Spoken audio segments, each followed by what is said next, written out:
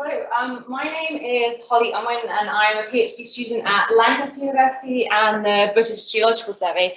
And I'd like to talk to you today about tuffisites and specifically whether tuffisites make good outgassing pathways.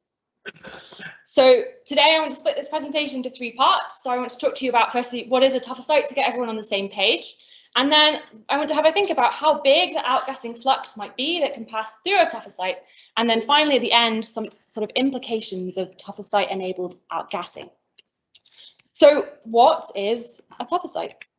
So tuffisites are pyroclast-filled fractures that are found in the country rock adjacent to volcanic conduits. So you can see here in the diagram that we are above the level of fragmentation in the conduit.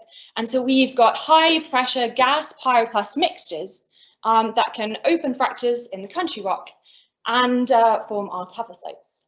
And now these have a higher permeability than the surrounding country rock. And so they've been suggested to be sort of good pathways for gas escape, may be able to sort of reduce enough pressure from conduits to perhaps moderate explosivity and change our eruption behavior. So the question is, do they actually make good outgassing pathways? Because people have suggested that they do, but no one's managed to put anything to whether this is actually true or not yet. And we can now say that, yes, they do make good outgassing pathways, but like everything we've seen in this conference so far, of course, it's complicated. And it's complicated because although they do make good outgassing pathways, they're good at outgassing in a slightly different way to how we perhaps previously thought. And to investigate this, I want to look first at sort of tuffisite formation in more detail. So let's break tuffisite formation into two stages. First, I want to think about stage one, fracture opening, and then we'll move on to sort of stage two, which is going to be fracture filling and sealing. So in stage one, we have the opening of our fracture into which our gas pyroclast mixture can be injected. And now we've got sort of quite nice open fracture flow and our gas can pass through our fracture into the surrounding country rock, where as it cools and our gas cools, it's going to sort of reduce in volume. We then move on. So stage two is sort of following on from this process. And what happens is as fluid flow wanes within our tuffisite, our pyroclasts are going to be deposited. And now this might look like it's not going to be great at outgassing, but now what we have is we have a fracture that is held open by pyroclasts. And so we can still have fluid flow through the pore spaces between those pyroclasts, and that is our outgassing pathway. There's one thing here though, and one thing is that the particles deposited within our tuffisites are obviously hot, and that means that if they're hot enough, they can weld together through time. And that will reduce the permeability of our tuffisite and eventually restrict the flow of gas that can pass through.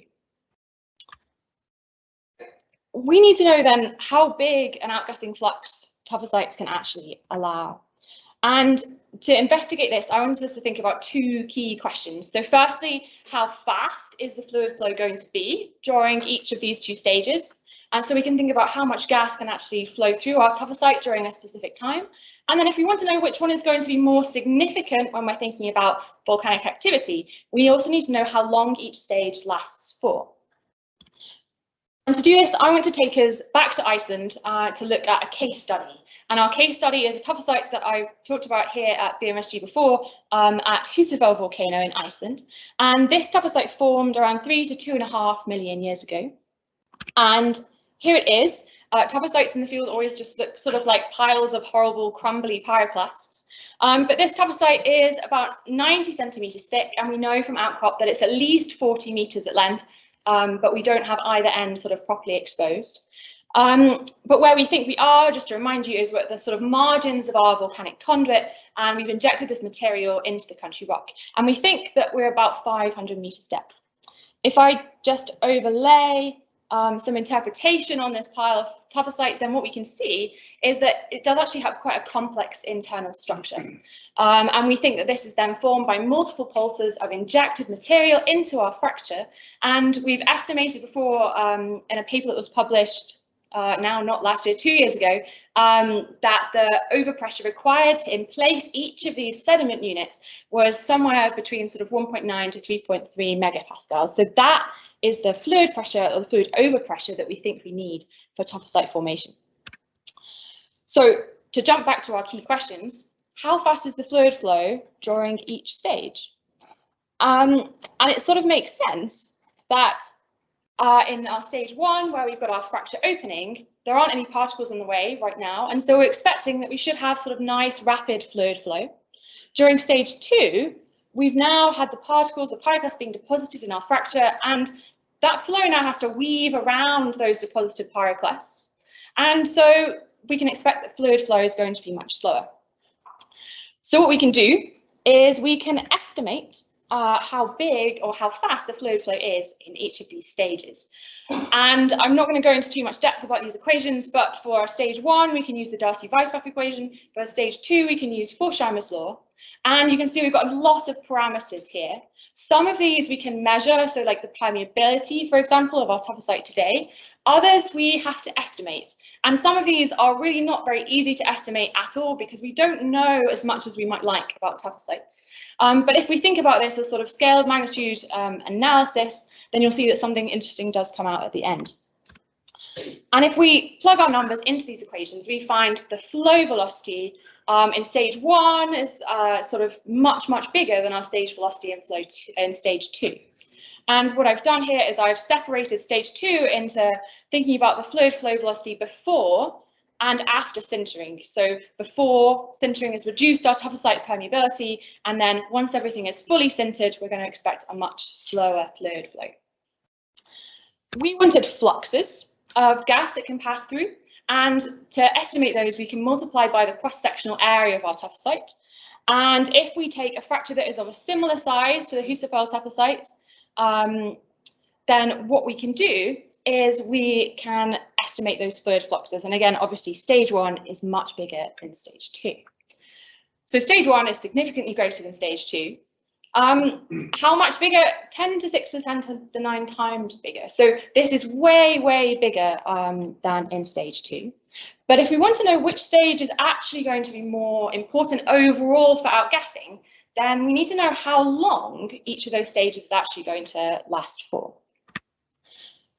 So thinking about timescales, stage 1, fracture opening, to be honest, we don't really have any idea how long it takes before our particles are actually deposited within these fractures. But long period volcanic earthquakes detected at erupting volcanoes, the source of these is thought to be sort of gas ash mixtures injected into fractures. And so maybe these have been suggested to be, or tuffisites have been suggested to be the fossil record of this process. Maybe we can look at these and they can try and tell us what's going on. So those long period events last sort of around 10 to 100 seconds as orders of magnitude. And so maybe then we have flow for about 10 to 100 seconds before the fracture clogs with particles. Stage 2, our fracture filling and sealing. Now our fracture is filled with our pyroclasts. We can have fluid flow until those pyroclasts sinter to too low porosity and permeability that fluid flow is restricted and it then has to stop. And this is something that we can estimate from samples we've collected from the field. So if we take the sort of tuffisite matrix that is doing that sintering and we measure its grain size distribution, we get particles that are about 4.5 microns in diameter. And we can take those and we can plug those into the Wadsworth sintering model, where here is an example of one of those curves. You can see the porosity is decreasing through time. And if we do this, we get that the flow lasts about sort of 12 hours before each injection would have sintered to its final porosity. And so if you remember that Husserl tuffisite was sort of 90 centimeters thick, we think it formed probably from around 9-10 centimeter thick injections.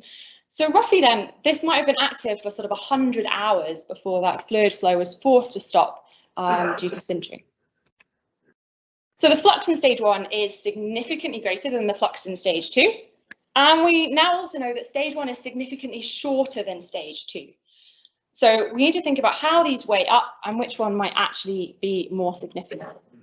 And if we look at this, because the difference in the flux is so big, 1 second of our stage 1 outgassing would be matched by 2 to 9 years worth of outgassing through the pore spaces of the tuffisite. So stage 1 is way more important.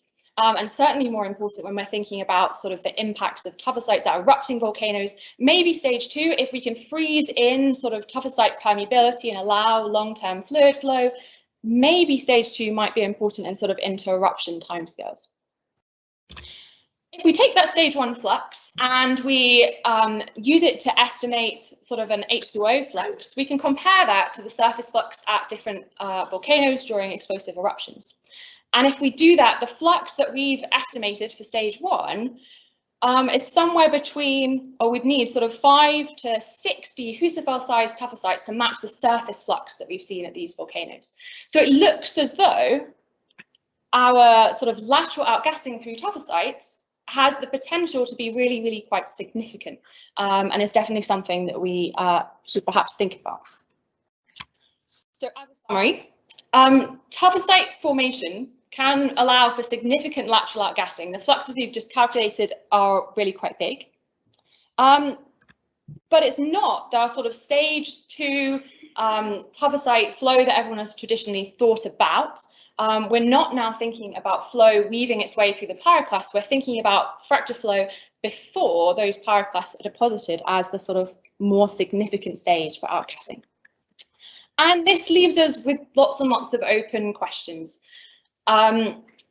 Firstly, sort of how do convict conditions evolve through time? Some of the things that were difficult to do when trying to estimate the parameters for those equations are due to the fact that we don't really know much about how convict conditions evolve through time. So we're sort of saying and looking at pulsed tuffisite formation, suggesting that we've got sort of variations in the conduit during our eruption that we don't really know anything about, and we definitely know much more about what's happening within the conduit than we do about sort of how things are evolving in the above the surface.